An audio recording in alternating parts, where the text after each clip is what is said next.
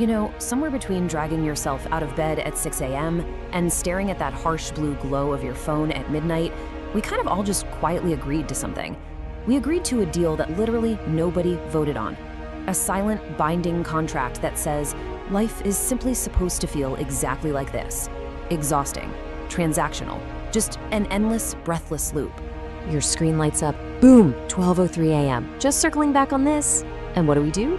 We read it in the dark, our eyes completely stinging, and we just accept it.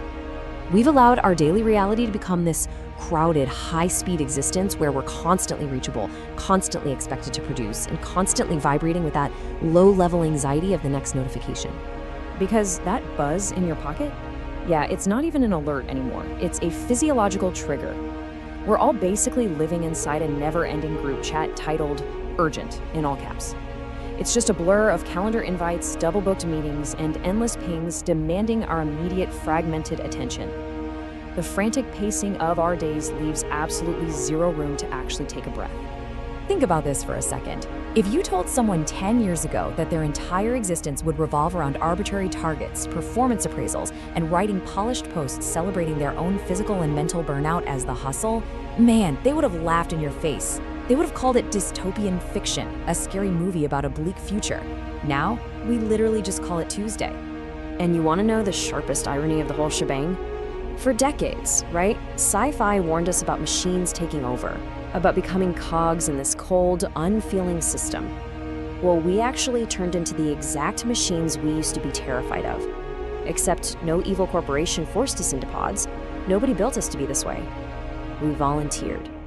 And somewhere in this frantic routine, we completely flipped the script on the whole concept of money.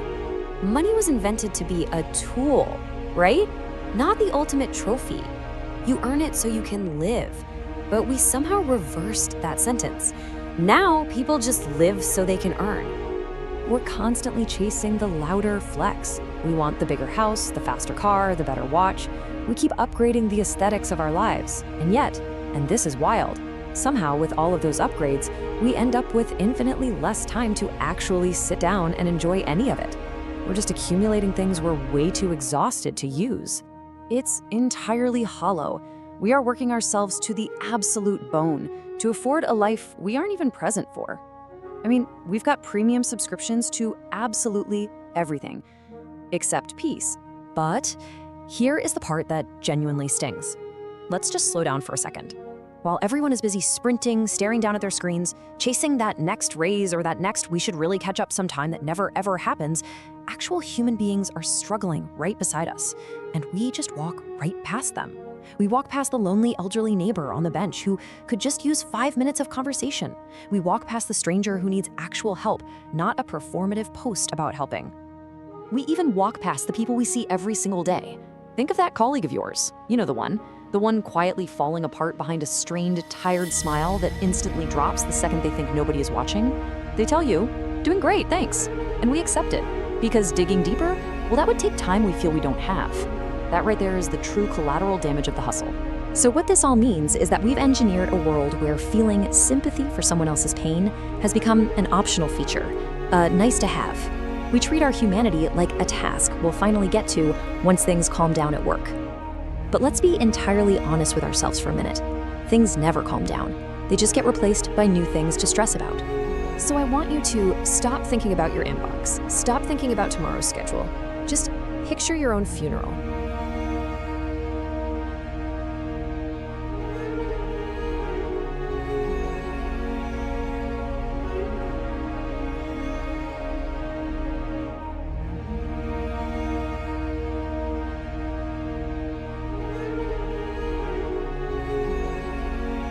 Just sit in that silence for a second.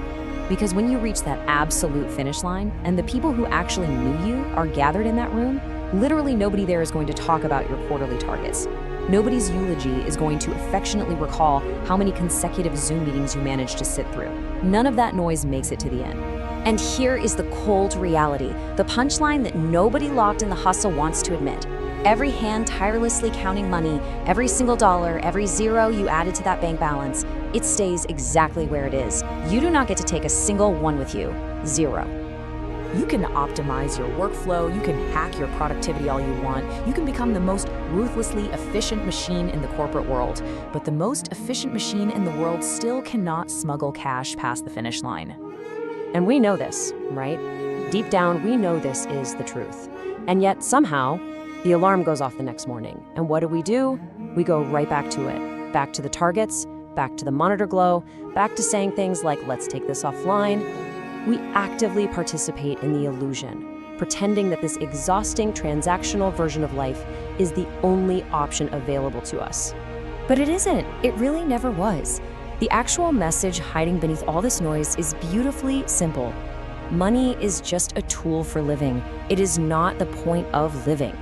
The actual scoreboard, it's the people around you. The ones struggling, needing, aging, waiting for a call that never seems to come. They aren't distractions from your success. They are the success. We have got to stop treating our lives like some waiting room for when the work is finally done. Humanity was never supposed to be the thing we get back to eventually.